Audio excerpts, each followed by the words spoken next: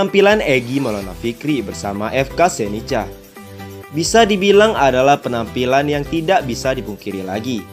Jika dia mendapatkan banyak kepercayaan dan kesempatan di sana, tidak heran andaikan dari setiap pertandingan FK Senica namanya selalu masuk dalam line up. Bahkan belakangan ini Egy lebih banyak mendapat menit bermain. Tercatat di beberapa pertandingan FK Senica juga Egy sebetulnya penuh 90 menit. Itulah kenapa dia sekarang semakin menunjukkan peningkatan pada kualitasnya. Adapun adaptasinya juga lumayan cepat. Tidak heran seandainya laga melawan Moraps nanti di pertandingan ketiga ajang Tips World Cup 2022 ini, Egy Maulana Fikri bisa tampil. Pasalnya, mereka membutuhkan pemain andalannya setelah pada laga kedua mereka dipermalukan tim kasta kedua Liga Slovakia. Kemenangan akan menjadi target utama FK Senica jika ingin mencapai kembali klasemen saat ini.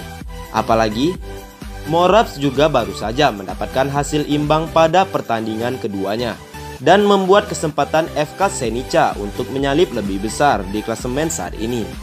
FK Senica saat ini memiliki poin 3 dan bertengger di peringkat ketiga. Namun, mereka bisa saja mengkudeta puncak klasemen jika mampu mengalahkan Zlat Moraps. Dalam laga ini, bisa dipastikan akan berlangsung sengit. Terlebih lagi, Egy juga pada saat itu berhasil membuat pemain Moraps keteteran dengan aksi-aksi individunya. Ada kejadian menarik pada menit ke-69, di mana Egy Maulana Fikri menggocek sampai 4 pemain. Dan pada saat itu, dia sempat mendapat ruang kosong dan melepaskan tembakan. Namun, sayangnya bola masih melambung tinggi. Jika saja pada momen tersebut bisa menjadi gol, itu akan menjadi sebuah gol indah untuk Egy Maulana Fikri. Patut kita tunggu pada pertandingan nanti. Akankah Egy kembali menjadi pemain yang merepotkan pertahanan Zlatan Moraps? Egy Maulana Fikri dirumorkan sudah menjalani tes medis bersama dengan Newcastle United. Itu artinya penyerang kanan milik timnas Indonesia tersebut hanya tinggal tanda tangan kontrak bersama klub kasta teratas Liga Inggris tersebut. Ya guys, salah satu media berita jurnal Palopo, pikiranrakyat.com, mengabarkan jika Egy Maulana Fikri hanya butuh selangkah lagi menjadi pemain Newcastle United. Hal itu tertulis dalam berita yang dirilis pada Sabtu 1 Januari 2022 kemarin. Salah satu kelebihan dikabarkan berminat pada jasa Egy Maulana Fikri berasal dari Eropa, yakni Newcastle United. Newcastle United adalah klub Eropa yang bermain di kasta teratas Liga Inggris dan sekarang berada di peringkat 19 klasemen sementara. Selain itu, The Magpies, julukan Newcastle United, juga baru saja mendapatkan pemilik baru, yakni Hamad bin Salman, seorang pangeran kerajaan Arab Saudi. Egy Maulana Fikri bahkan dikabarkan sudah menjalani tes medis bersama dengan Newcastle United. Tulis berita dari jurnal Palopo, pikiranrakyat.com. Meskipun hal ini masih rumor dan sampai sejauh ini masih belum ada konfirmasi resmi dari sang pemain. Setidaknya kabar ini merupakan sebuah era baru bagi dunia sepak bola Indonesia. Pasalnya, pemain-pemain Indonesia mulai diburu oleh klub-klub kasta teratas benua Eropa. Gelar pemain terbaik di ajang Gotakia Cup di tahun 2016. Namanya Egy Maulana Fikri yang dikait-kaitkan dengan Lionel Messi. Tak sampai di situ, ia pun kerap dijuluki sebagai Messi dari Indonesia. Beberapa fans mungkin hanya mengetahui Egy setelah mampu menembus pasar Eropa, namun tak tahu menahu soal bagaimana ia merintis karir hingga menjadi pesepak bola dengan kekayaan tak sedikit. Pada penasaran kan dengan berapa sih total kekayaan bersih pemain Kelok 9 itu?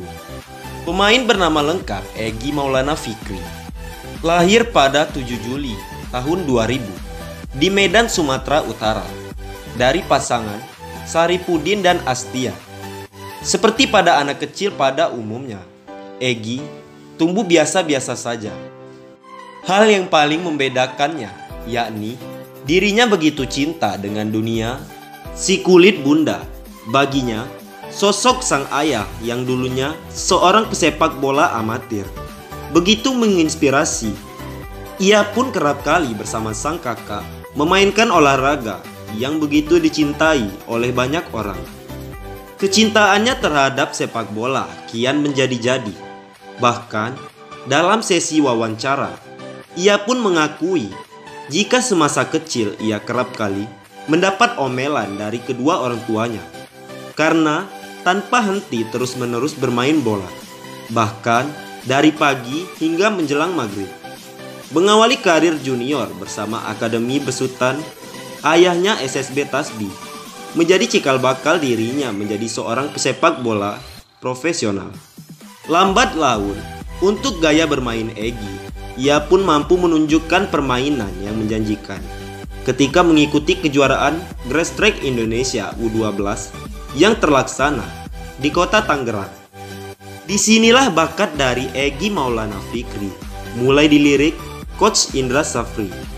Dalam diri Egy, pelatihan kala itu menangani timnas kelompok umur U19, merekomendasikan dirinya untuk segera merantau ke Jakarta guna memaksimalkan apa yang ada di dalam dirinya. Meski pada awalnya orang tua tidak menyetujui, namun berkat penjelasan ayah angkat Egy, akhirnya ia pun mencoba peruntungan untuk bergabung dengan Skor Agunan di tahun 2013 yang notabene-nya ia harus memiliki persiapan ekstra keras untuk bergabung di sekolah itu. 3 tahun kemudian bakatnya kian terasa. Ia pun menjadi perwakilan Indonesia untuk berlaga di Gold Diagram Swedia. Tak tanggung-tanggung, yang membayar kepercayaan itu dengan mempersembahkan gelar juara sekaligus memboyong gelar pemain terbaik di tahun yang sama. Yang mendapatkan kontrak dari Persebaya. Sentuh berlaga di Piala Suratin, lagi-lagi ia tampil sangat menjanjikan dengan membawa piala itu serta mengamankan gelar pemain terbaik sekaligus pencetak gol terbanyak. Namanya Egy yang bersinar dan menjadi perbincangan para pencari bakat usia muda.